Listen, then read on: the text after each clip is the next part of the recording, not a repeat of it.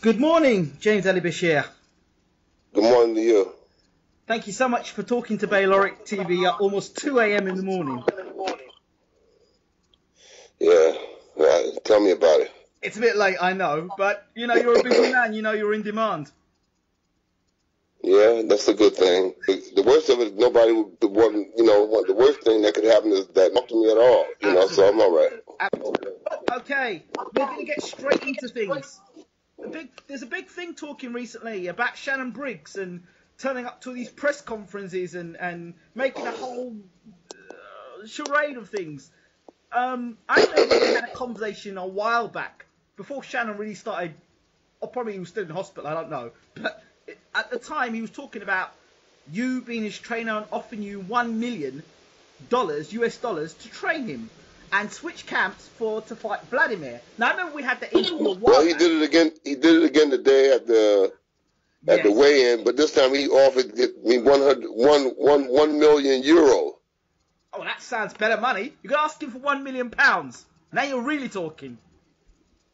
The pounds is higher than the euro? The pound is the strongest out of all the currencies. Really? Okay. Oh, yeah. So ask for the pound. He probably won't give you £1 million. Right, okay. So think about that when you're negotiating. But anyway, when we had that interview, you said to me that he'd offer you $1 million US dollars. And since then, Shannon Briggs has been turning up to various press conferences, Klitschko press conferences, and shouting off and doing a very good impersonation of Mr. T, I must say, because he does sound like Mr. T when he gets very irate, and selling himself. And nobody really gives a damn about the fight with Alex Leopai. The only thing I think they care about is if Alex Leopai causes a shock upset.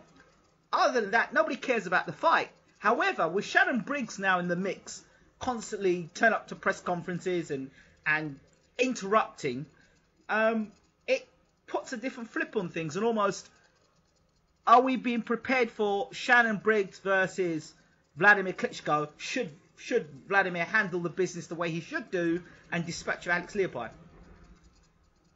as the next opponent? Repeat the question. In other words, what I'm asking is, are we just being prepared for Shannon Briggs, Wladmir Klitschko, as the next title defense? Well, I think that Shannon Briggs is a viable opponent, in any case, because he's durable, he can punch, he knows how to box, he knows the sport. So there's a lot of plus on his side, and, he's trying to make the fight, as I understand, at the Barclays Center in Brooklyn, where there's a lot of Russian and Ukrainian people and also a lot of black people. And Shannon has a close relationship with Jay-Z and the owner of the Barclays Center. So, yeah, I think that if they can make the fight, it would be an exciting fight. It would be an exciting fight. I think that Shannon would dig down and get in shape for Wladmir. He knows that he would have to be in shape for Wladmir, so I think that he would dig down and do it. I think it would be a good fight. I think that it might be one of the most attractive fights out there if he can get himself back into shape, if he can get himself back into contention. He seemed to be in shape looking at him, but looking, as we know, can be deceiving because Muhammad Ali looked at his shape when he came to fight Larry Holmes, but he's only a shell of himself. Agreed. So I saw his last fight, which lasted 26 seconds, and the guy was completely out of shape. But he's back. Well, those fights, I mean, that's what I would suggest that he do. Fight the has-beens, the wannabes, and the never-will-bees to get himself into the fray of things. Okay, Let's cut to the chase. Is this rehearsed? Because it seems like something like WWE. It seems like a wrestling thing. Well, it's not. I'll tell you one thing. It's not rehearsed on Wladmir Klitschko's behalf. He doesn't like it. It kind of gets on his skin. He doesn't like it, and eventually he's going to, fight Shannon. So I think Shannon is doing what he has to do to get paid. So you can't condemn him for doing what he's doing. I wouldn't condemn him. I'm not condemning him for it, and no, I'm not saying you per se. Yeah. Anybody. I said to Wladmir today. I said, listen, don't get upset. The guy is trying to make money. You can't get upset with a guy for trying to make money. But hold on. I've got to now be, as much as I have a lot of love for you, Mr. Bashir, I've got to try and be sort of non-partial, impartial. And I could say, hey, well, look, there's three people that get, that the triangle works well. Klitschko's going to get paid, you're going to get paid, and Briggs is going to get paid. A great three-way, a great square off, because you now be going the opposite corner to Klitschko, with Shannon Briggs. The thing that could be pulled up now is that you're the assistant trainer to Wladmir Klitschko, not the head trainer, which means you wouldn't really be disloyal because you're going to Shannon Briggs, because you're only the assistant trainer. Had you been the head coach, it might have been a bit different. Now, is Shannon going to try and pull on that as well? That the fact that you're not head coach to Klitschko, and, you know, try and pull some strings there? I don't know what the thinking of Shannon Briggs. Like I said, I trained Shannon for 2 fights. Abraham O'Kine and Ray Mercer. I trained them for those 2 fights. Right. But outside of that, Shannon and I have had a close relationship for many, many years, going back to when he was just a young guy, a very young guy. Okay. So, I mean, we've crisscrossed each other in this boxing world for a long time. And he's just a good guy, you know. He's a good guy. He's very funny, very entertaining. You know, I found he brought some life to all of the weigh-in and the press conference. You know, absolutely. So thank God. I mean, it was funny to me. You know, it's funny to me because I can't get excited about the Alex Lepi fight. I just can't. I call him Alex Little Lepi. Okay, I heard another story. And this one was even more shocking. This was shocking. I heard that during camp he was caught eating barbecue chicken and looked completely out of shape, and his camp are over their heads, so you say. Can you explain more about that? I think that the Samoan people have a history for having a close relationship with food. You know? Okay. They've always struggled with, especially the athletic guys, they always struggle with making the weight, being in shape. So that doesn't surprise me if that's the case. It doesn't surprise me at all.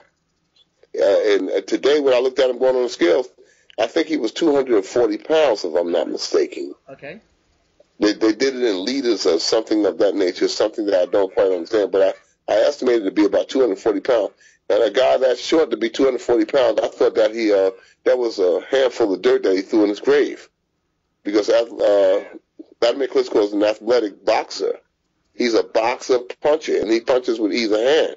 And he's not going to be there standing around waiting for Alex Lepi to load up and just hit him, because Alex Lepi's punches, you can see him coming a mile away. So I think that he's going to have some problems, real big problems. If Lepi is allowed to get on the inside, are we going to have another wrestling performance? Are we going to have Wladmir holding on to people and grabbing, and are we going to see some proper boxing in this fight? I mean, the way he looked in camp, we shouldn't have it. And everybody, Jonathan Banks, who is the lead trainer, and myself, we both have had extensive conversations with him, saying that we can, have another fight like the Povetkin fight. We got to keep the guy away from us and box him and knock him off from a distance. But talking is one thing and action is another. We have to wait and see tomorrow night. I just can't perceive that happening again. He realizes that. He's very aware of the stress, the negative press that he's getting for the thing. And he's got to come in. He's got to come in and show up. He's got to come and show up and do the right thing inside the ring.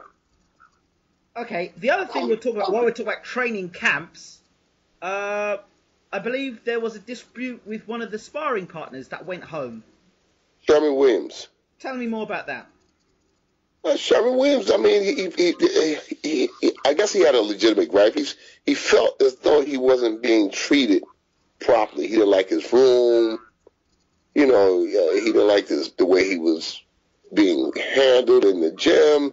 But that's Sherman. That's Sherman Williams. I know Sherman well. Okay. If a man's got a complaint and he's saying he's not being handled well, how is he being handled in the gym? There must be something that's made a man say, look, you're not handling me right. Because there must be a certain way he's been treated beforehand. Well, the room that he was in, he said that the bed was too short. Sherman is a short guy, you know.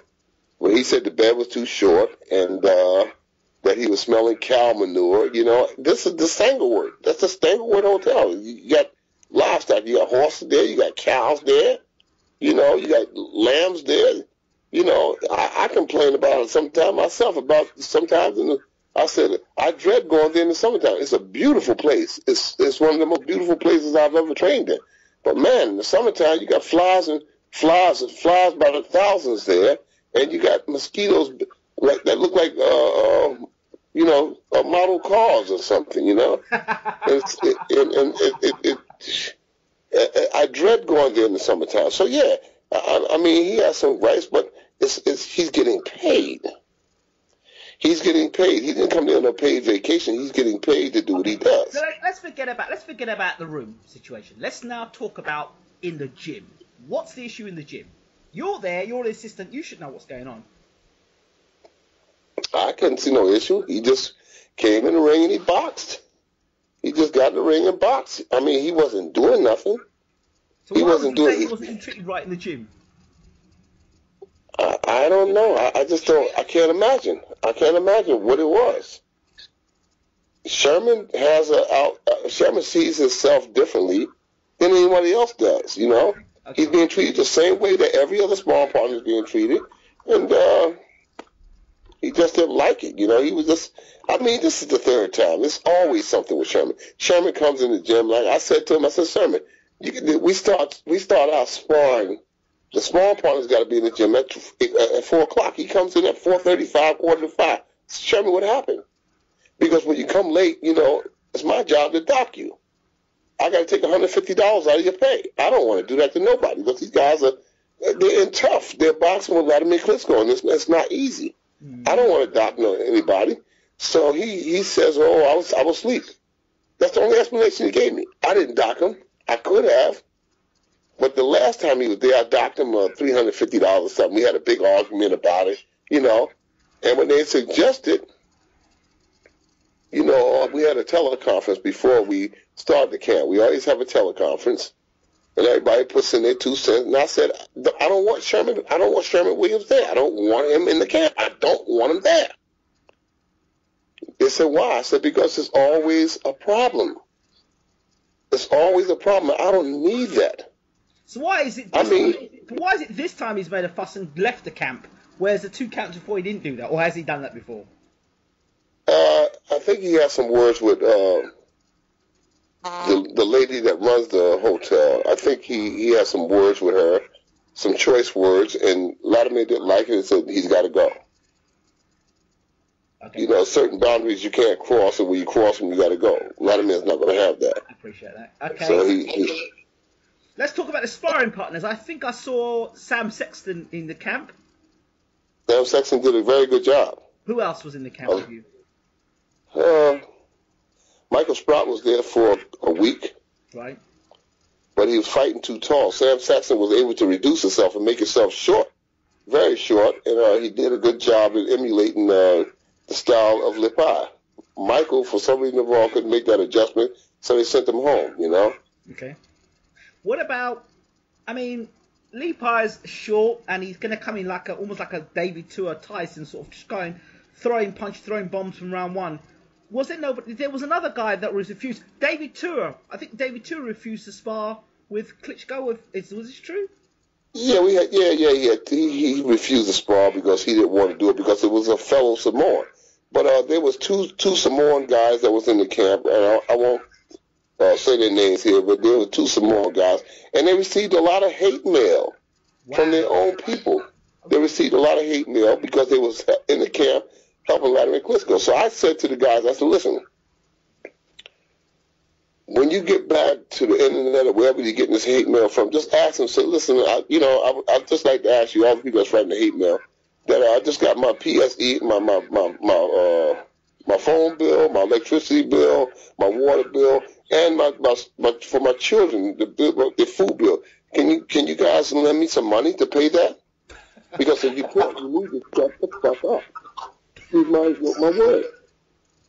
shut the fuck up because you're not playing nothing. This is not about race. This is not race. This is not anybody. I mean, look, black fighters do it all the time. They've done it for years. You got two black fighters. Your volume. That's it. Go ahead. You got two black fighters fighting. You got black guys go to those camps and train. You got De La Hoya fighting a black guy. Black guys go to De La Hoya's camp. They help him get ready for another black guy. Black people don't get involved in that kind of stupid stuff. And then the Samoan people that's writing the hate mail say, "Oh, you're helping him." This is not a racial thing. This is a business. And these people are writing hate mail to these guys, and it's unfair. This is a business. These guys are being paid for their expertise. You understand? And people are hating on them, saying, "Oh, you shouldn't help Wladmir Klitschko for a fellow Samoan." To me, that's racist. Yeah. Maybe somebody else might perceive it differently, but I perceive it as racism. My mother never raised her children like that. You understand? My mother got 4 boys and 2 girls, and she never taught us that kind of stuff. Right. People was just people. You understand? And that's how we was raised. So for these people to say that you're a traitor, you're helping Klitschko get rid, no, he's just doing a job, and he got paid well. Wladmir Klitschko takes care of the people that spawn. And let me tell you something. The money that he's paying for sparring, these guys is like on a paid vacation in that place. Because they're not required to do strenuous sparring. Sometimes these guys might go days before they spar. I say, my goodness, these guys make all this money and they're not doing nothing. They're hitting a heavy bag, hitting the mitts or something, and you're getting paid all this money. So that's all it was. It was 2 Samoan guys. They was good guys, and we treated them like family. And I guarantee you, when and if you do talk to these guys, they're going to say they was treated very well. Okay. Was there anybody else in the camp training from the UK? No. No one else from the UK. And the US, who was sparring with? Anybody else from the US sparring with, apart from Sherman Williams? No, none of any notoriety. Okay, so... And in this camp, because the opponent's not a well-known opponent, how's the training camp been? What's the mood been like for Wladmir to motivate? What motivates Wladmir to beat this guy? Wladmir Klitschko has a plan in his mind to be around for the next 6 years. That's what he told me. Well, I heard the next 10 years. Oh, 10 years. Okay, he changed it up then. He told me 6, and now he went up to 10. So 10 but Bernard Hopkins. Wait, he ain't Bernard Hopkins. He's not Bernard Hopkins. He's not Bernard Hopkins. But let me tell you something. Yeah. Bernard Hopkins excited Wladmir Klitschko. And let me tell you something. I've worked with a lot of great heavyweights. I've worked with Tim Witherspoon. I've worked with Muhammad Ali. I've worked with Lennox Lewis. I've worked with all. And I have never in my life seen a heavyweight work as hard as Wladmir Klitschko. Never. Okay, he might work as hard. He might work as hard or harder, but is he as good as? Because I know Lennox could fight on the outside and he could fight on the inside. Well, let me put this question to you. Who's beaten him in the last 10 years? Who's he fought in the last 10 years? Whose fault is that in the last 10 years? Well, if you fight if you fight the likes of Alex Leopold, if you fight Alex Leopold, he could have said, you know what, I don't want to fight Alex Leopold. Let me fight somebody decent in the top 10. Let me make Okay, let's go back. Let's look at the fighters. Okay. Muhammad Ali. Look, wait a minute. Look at Muhammad Ali. Look at Larry Holmes. Mm-hmm. You understand? Mm-hmm. Look at all of the heavyweight champions. Look who they fought. They fought what was there. It's not his fault, man. Oh, wait, hold on. Wladmir Klitschko is going to compete against. He's going to compete against the guy. Look, he's offered fights to Tyson Fury. He's offered fights to Deontay Wilder. He's offered fights to all of those guys, and none of those guys stepped up. Each one of them said, "We're not ready yet. This happened. That happened." All those guys have been offered fights, and they have not stepped up. Let me tell you. And I challenge. Let me put it another way. You can offer. It's what you're offering. Are you offering slave contracts? What sort of contracts are you offering? Nobody sees the contracts that are being offered. So you could say we're offering, but if you're offering me 10% and you're taking 90%, why would I fight you? Well, you know what? This is a business, and you said it yourself. Somebody could argue that. Somebody could argue that, but let me tell you something. Mm-hmm. I'm an old school guy. Right. All right.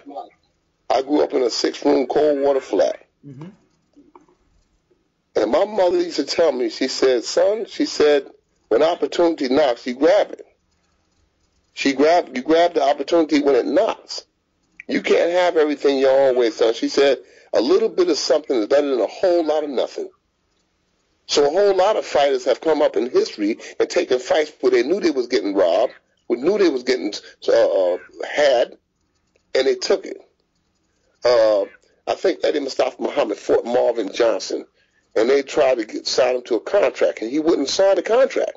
Right. And I think that when you talk to Eddie, I remember Eddie explaining this to me, because Eddie and I was in Muhammad Ali's camp together. Right. And they offered him some meager $40,000 or $50,000 to fight Marvin Johnson for the title.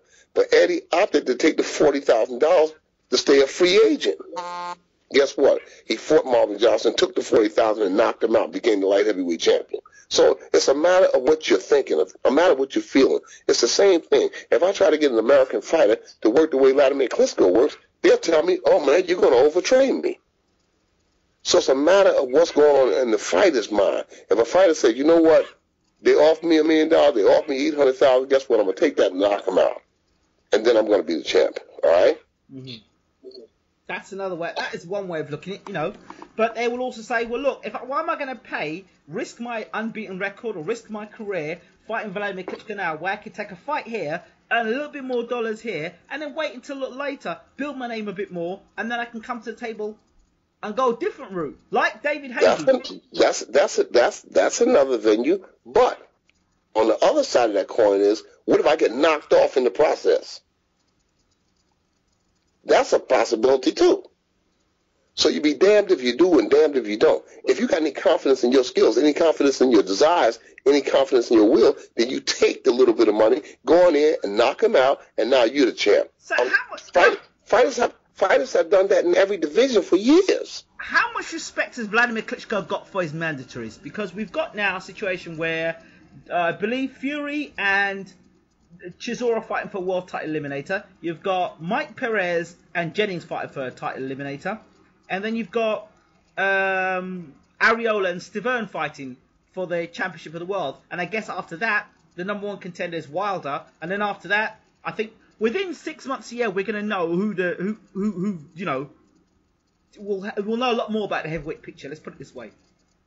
I don't care.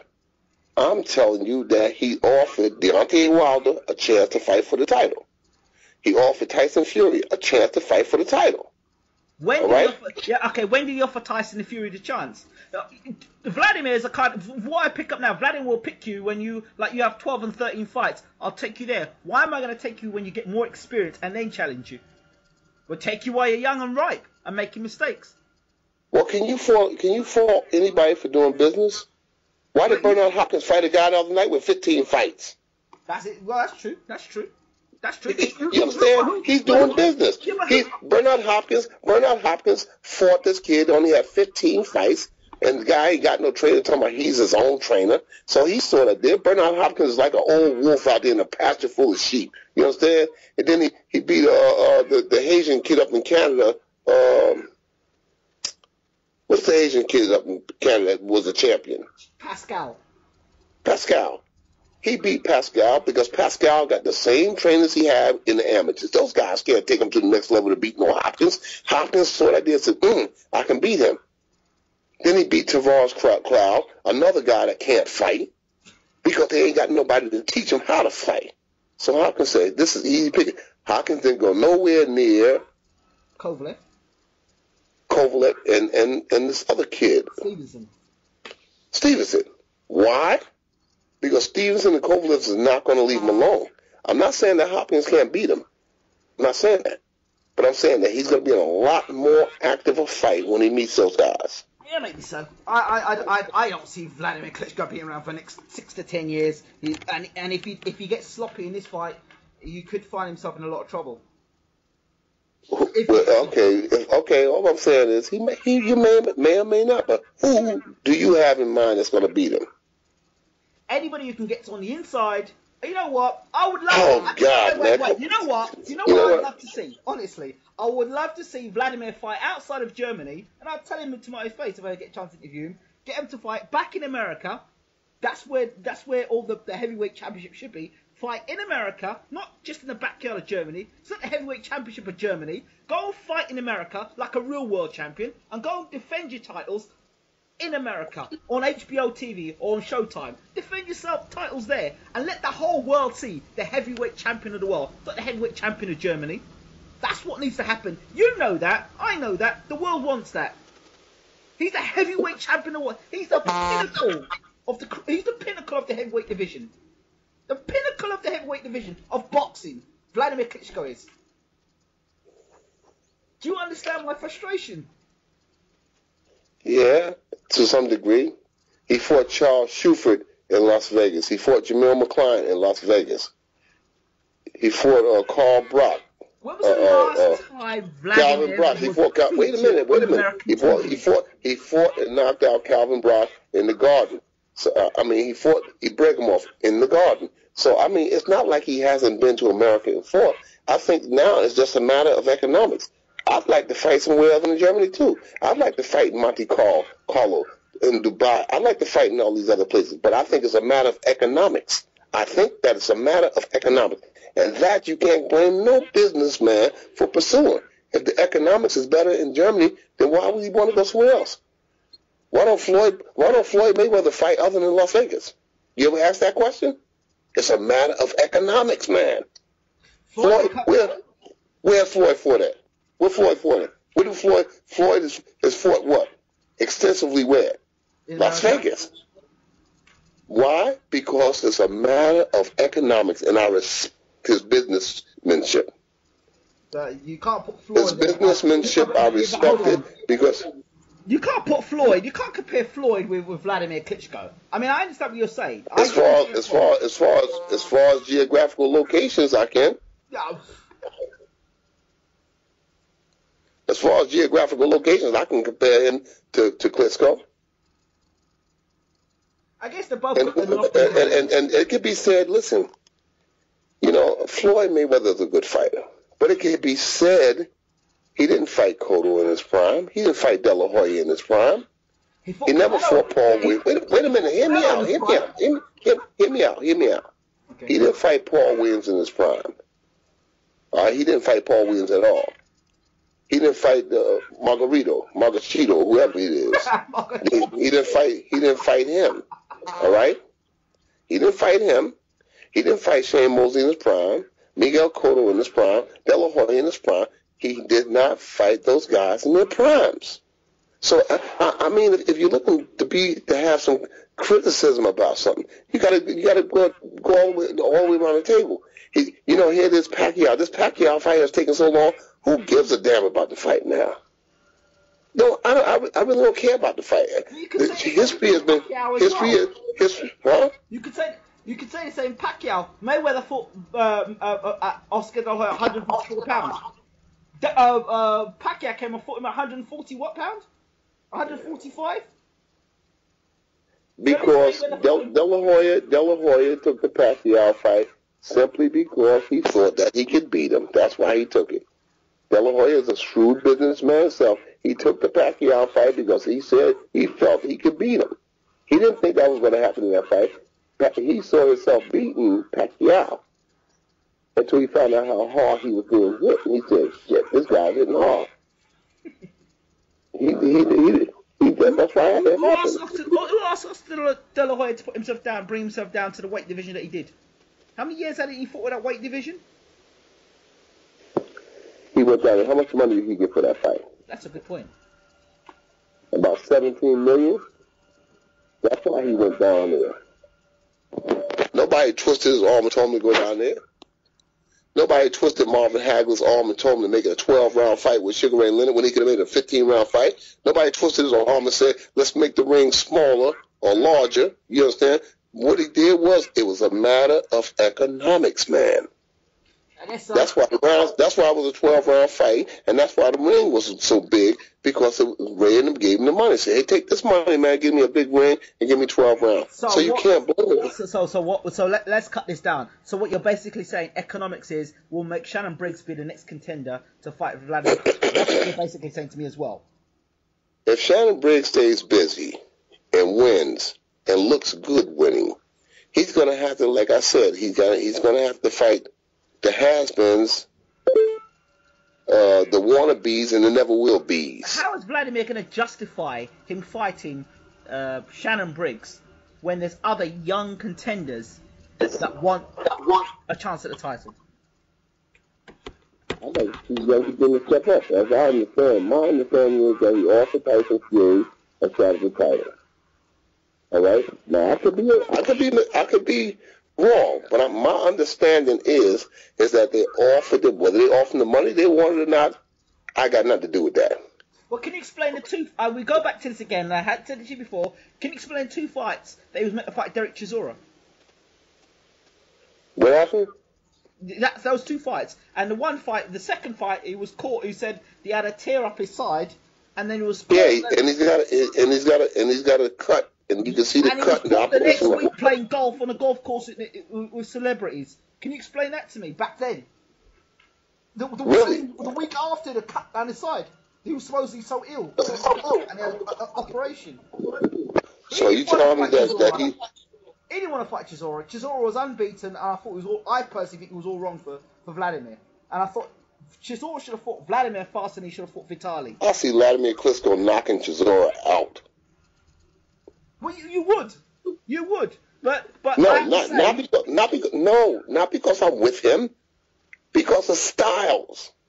I told Wladmir Klitschko, and I told Jonathan Banks when they made the David Haye fight. I told Jonathan Banks and Wladmir Klitschko, and they both said to me Chisora was going to give David hell and high water. I said no, he's not. I said he's going to jump in, and David's going to catch him, and I didn't say win the fight. I said David's going to knock him out. I told Jonathan Banks and I told Wladmir Klitschko, the three of us was having a sit down and we was talking, and I said, that's what's going to happen, man.